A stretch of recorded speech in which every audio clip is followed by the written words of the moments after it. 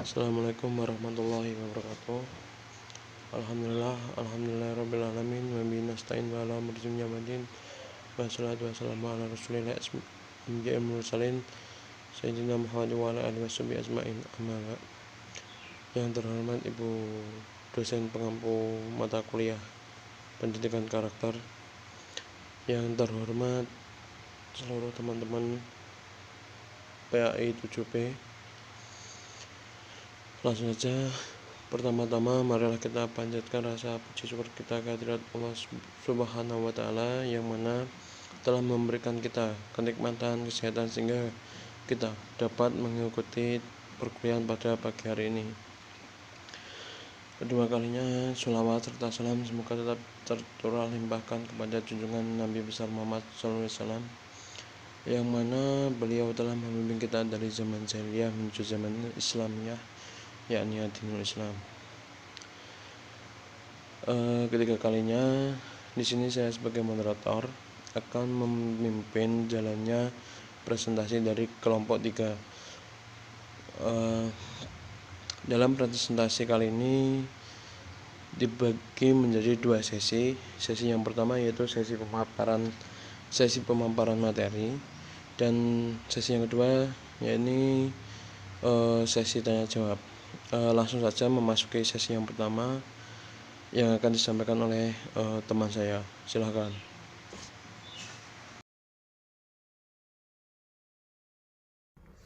Materi yang pertama yaitu posisi pendidikan karakter dalam pendidikan nasional.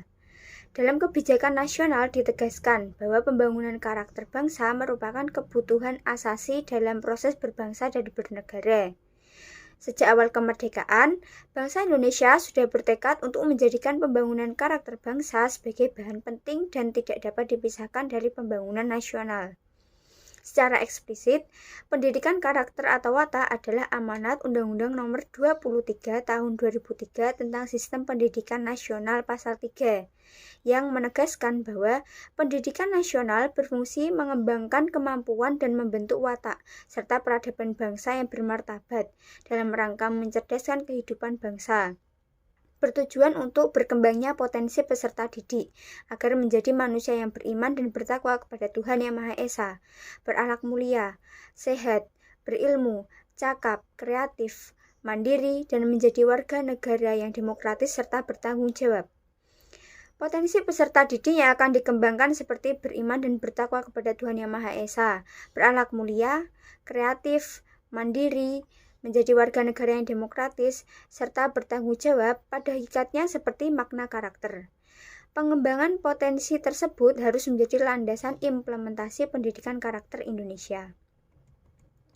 Dalam arah kebijakan dan prioritas pendidikan karakter ditegaskan bahwa pendidikan karakter sudah menjadi bagian yang tidak dapat dipisahkan dari upaya pencapaian visi pembangunan nasional yang terdapat dalam Rencana Pembangunan Jangka Panjang tahun 2005 sampai 2025, bahwa pendidikan karakter sejalan dengan prioritas pendidikan nasional yang dapat dicermati dari standar kompetensi lulusan atau SKL pada setiap jenjang pendidikan.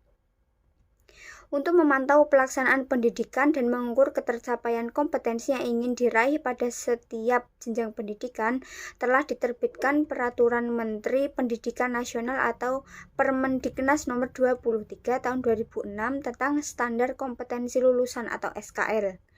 Jika dicermati secara mendalam, hampir pada setiap rumusan SKL SD atau MI, SMP atau MTS, SMA atau MA, dan SMK secara implisit maupun eksplisit memuat substansi, nilai, atau karakter. Jika mengamati sejumlah sekolah unggul pada tingkat SD atau MI, SMP atau MTS, SMA atau MA, dan SMK baik negeri maupun swasta sebenarnya sudah mengimplementasikan pendidikan karakter berupa tambahan pelajaran. Selanjutnya yaitu B, pentingnya pendidikan karakter menurut Ki Hajar Dewantara. Menurut Ki Hajar Dewantara, pendidikan karakter seperti pondasi atau dasar sebuah bangunan. Semakin kuat pondasinya, semakin kuat bangunan itu.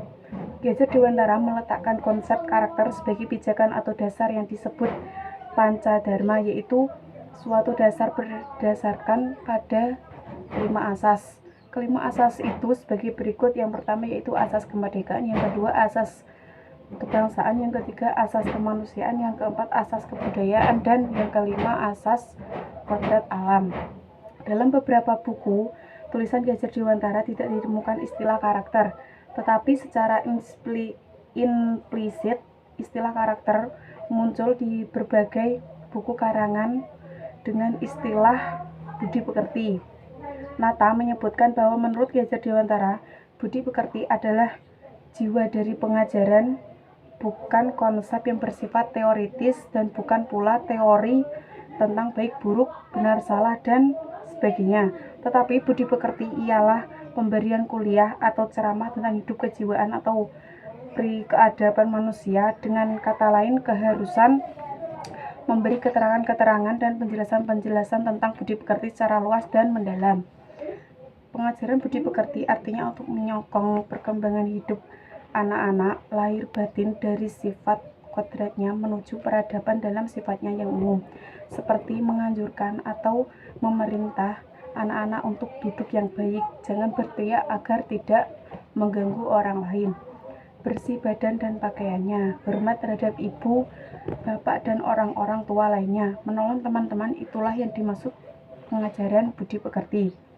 Ki Hajar menyatakan pendidikan karakter terhadap anak kecil cukup dengan membiasakan mereka bertingkah laku yang baik, sedangkan bagi anak yang sudah dapat berpikir diberikan keterangan-keterangan yang perlu agar mereka dapat pengertian dan keinsafan tentang kebaikan keburukan pada umumnya. Maksud dan tujuan pemberian pengajaran budi pekerti bisa dihubungkan dengan tingkatan perkembangan jiwa yang ada di dalam hidup anak-anak, mulai kecil sampai dewasa, diberi ilmu perbandingan seperti tradisi pendidikan keagamaan yang sudah ada di zaman dahulu, seperti ilmu pengetahuan syariah, hakikat, terikat, dan makrifat. Hal ini yang menjadi perhatian besar dari Ki Hajar. Akan pentingnya pendidikan budi pekerti ditekankan pada pembentukan karakter. Karakter ini merupakan perilaku dan kepribadian dalam upaya pembiasaan untuk melakukan perbuatan terpuji yang dilakukan sejak kecil hingga dewasa. Ki Hajar juga menyimpulkan bahwa yang dimaksud pendidikan budi pekerti ialah pembiadaan berbuat baik pada diri anak dalam kehidupan sehari-hari hingga mendarah daging, dan kalaupun ada penjelasan dan keterangan, tapi hal demikian dilakukan hanya sebagai penguat, alat, dan bukan tujuan. Selain itu, pendidikan budi pekerti harus bersifat integrat dengan penjelasan pengajaran pada setiap bidang studi, atau dengan kata lain, Ki Hajar menginginkan bahwa pada setiap pengajaran studi apapun harus mengintegrasikannya dengan pendidikan budi pekerti dan tidak berhenti pada mata pelajaran tersebut. Gagasan Ki Hajar Dewantara dengan pendidikan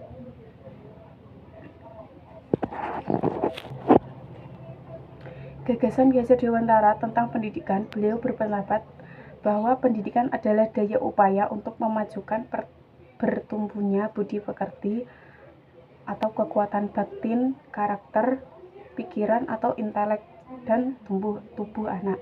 Komponen-komponen budi pekerti, pikiran, dan tumbuh anak itu tidak boleh dipisah-pisahkan agar dapat memajukan kesempurnaan hidup anak-anak. Hal ini dapat dimaknai bahwa menurut Ki Hajar Dewantara, pendidikan karakter merupakan bagian integral yang sangat penting dalam pendidikan.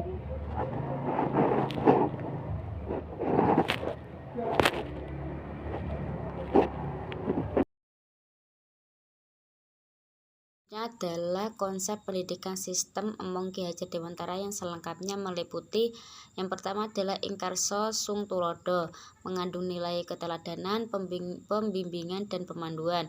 Yang kedua adalah Ing Matyo Manggun Kerso, mengandung nilai kreativitas dan pengembangan gagasan serta dinamisasi pendidikan. Yang ketiga adalah Tuturi Handayani, mengandung nilai memantau, melindungi, merawat, menjaga, memberikan penilaian dan saran-saran perbaikan sambil memberikan kebebasan untuk bernalar dan pengembangan karakter peserta didik. Mewarah ajaran atau fatwa Ki Hajar Dewantara yang menjadi pegang pengguruan tanam siswa. Syarat akan pendidikan karakter di antara fatwa beliau yang sekali menonjol positioning karakter dalam pendidikan nasional antara lain. Yang pertama adalah Lawang Sastra Nangis Mulyo, artinya dalam ilmu kita mencapai keberhasilan hidup. Cita-cita Ki Hajar Dewantara adalah dengan menupuk jiwa koryoritas yang tinggi dalam mencapai ilmu. Yang kedua adalah Suci Tata Ngesti Tunggal, maknanya memerlukan kesucian batin, kejernihan pikiran, cita-cita yang luhur, dan ketertiban lahir atau kedisiplinan nasional untuk mencapai cita-cita mulia yang berupa kemajuan, kesuksesan seluruh nusa, bangsa, dan rakyat Indonesia. Yang ketiga adalah tetap mantap.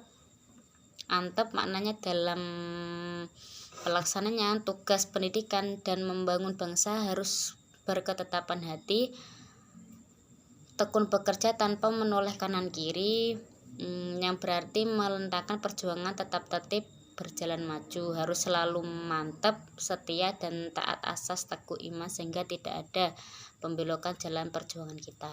Yang keempat adalah ngandel, kendel, bendel, kandel, maknanya kita harus percaya dan yakin sepenuhnya, ngandel pada kekuasaan dan takdir Tuhan, pada kekuasaan serta kemampuan diri sendiri. Sedangkan kendel artinya berani menghadapi sesuatu yang merintangi. Rawa-rawa rantas malang-malang putung atau rawa sejenis pohon semak, bunganya terasa gatal jika terkena dan menempel di kulit. Tidak ada ketakutan, was-wasan, keraguan di hati karena percaya akan adanya bantuan Tuhan dan kemampuan diri. Sedangkan bandel artinya kokoh, teguh hati, dan tahan banting disertai sikap tawakal akan segala kehendak Tuhan. Dengan demikian jadilah kita kendel atau tebal kuat lahir batin sebagai ajimat dalam perjuangan menuju cita-cita kebangsaan. Yang terakhir adalah neng ning nung nang, maknanya kita harus tentram lahir batin. Neng menang tidak berarti ragu-ragu dan malu-malu.